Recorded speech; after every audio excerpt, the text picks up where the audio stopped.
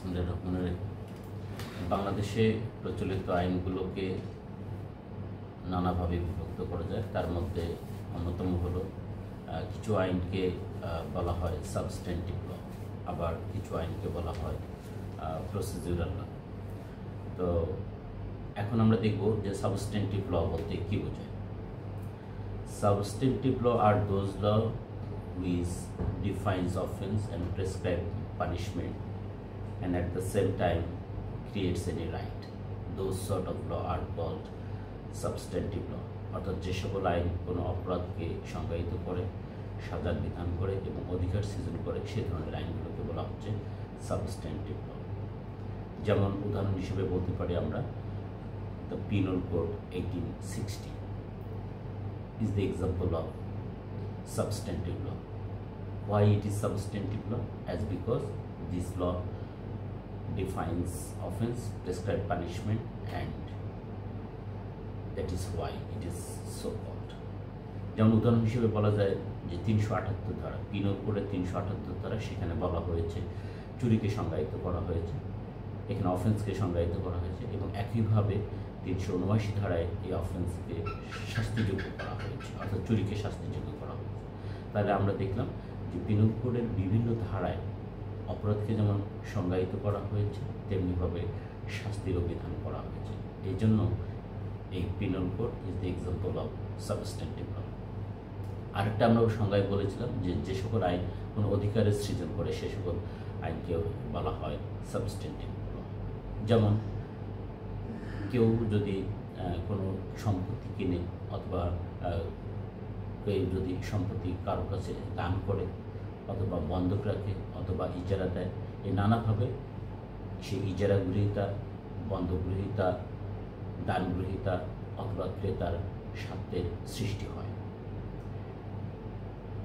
যার জন্য এই আইনটাকে বলা হচ্ছে সাবস্ট্যান্টিভ ল। আমরা যদি ট্রান্সফার অফ প্রপার্টি অ্যাক্ট 1882 এর সেকশন 54 থেকে, তাহলে সেখানে বলা হচ্ছে যে একটা সম্পত্তি কিভাবে হস্তান্তর করতে হবে। সেখানে বলা হয়েছে যে স্থাবর সম্পত্তি অবশ্যই একটা লিখিত দলিলের মাধ্যমে, দখল অর্পণের মাধ্যমে হস্তান্তর করতে হবে।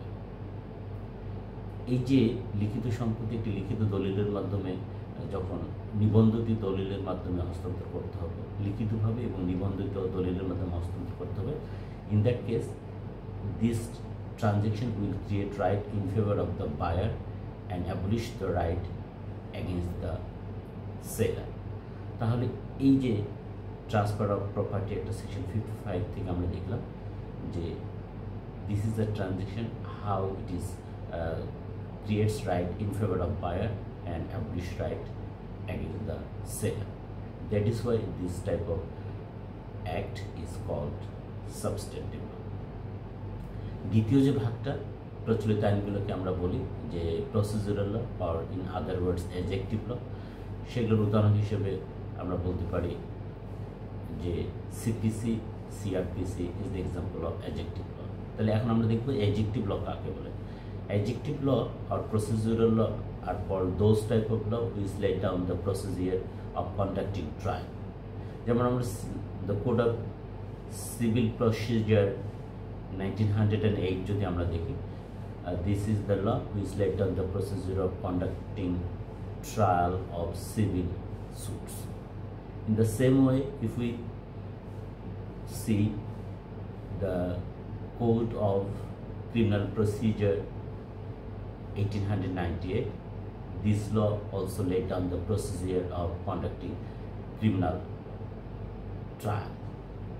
That is why these two laws are example of procedural law. এখন অনেকের মধ্যে একটা প্রশ্ন জাগে, বিশেষ করে আইনি ছাত্রদের মধ্যে, যে the specific law, the specific relief act 1877, what is the type of this law? এইটা এই দুই ক্যাটাগরির মধ্যে কোনটাতে পড়বে? এটি নিয়ে একটা ব্যাপক মিসকনসেপশন আছে among the person in the legal area. কেউ এটাকে বলেন সাবস্ট্যান্টিভ ল, কেউ এটাকে বলেন প্রসিডিউরাল ল।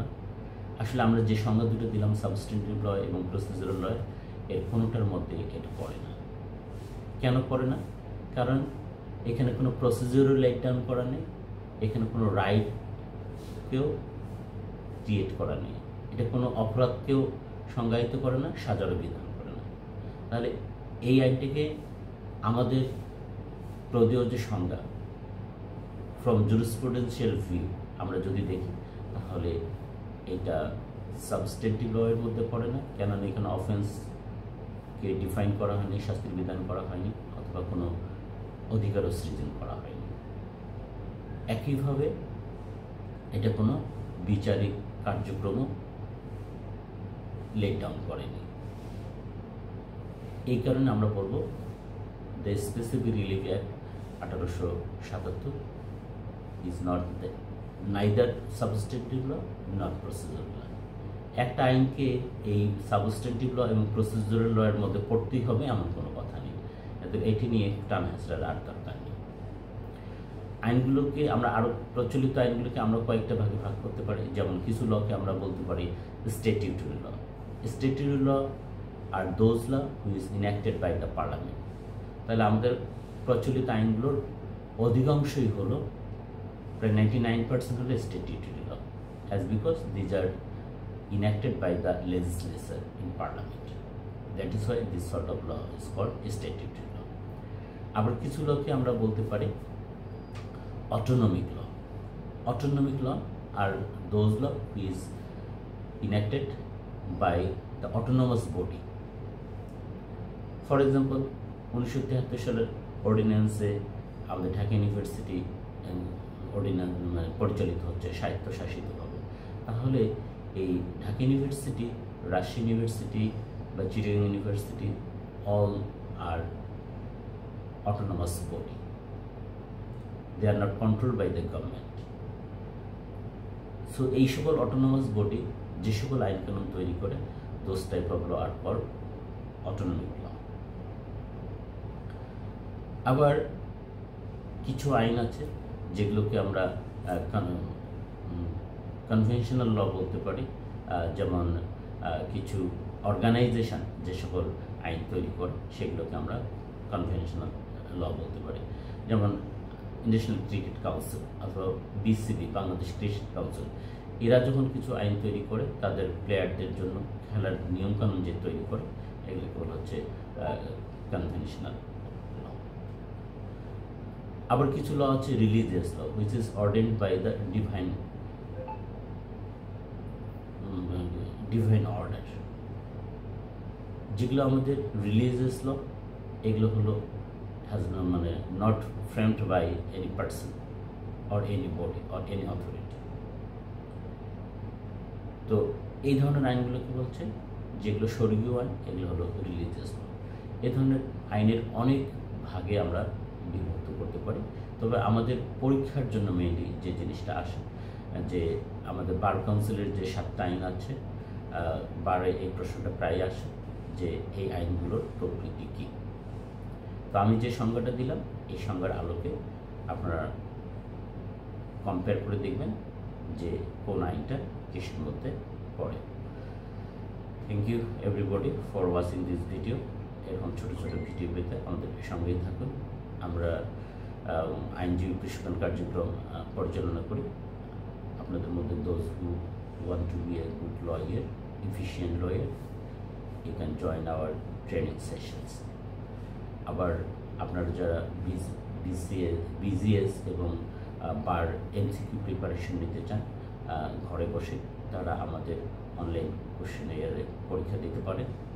এবং আমরা বিজিএস এবং বারের রিটেন কোশ্চেনগুলো আমরা নিয়মিত আপলোড দিয়ে যাচ্ছি, অল্প অল্প করে আপনারা সেগুলো দেখতে পারেন। Thank you everybody for watching this video. আসসালামু আলাইকুম।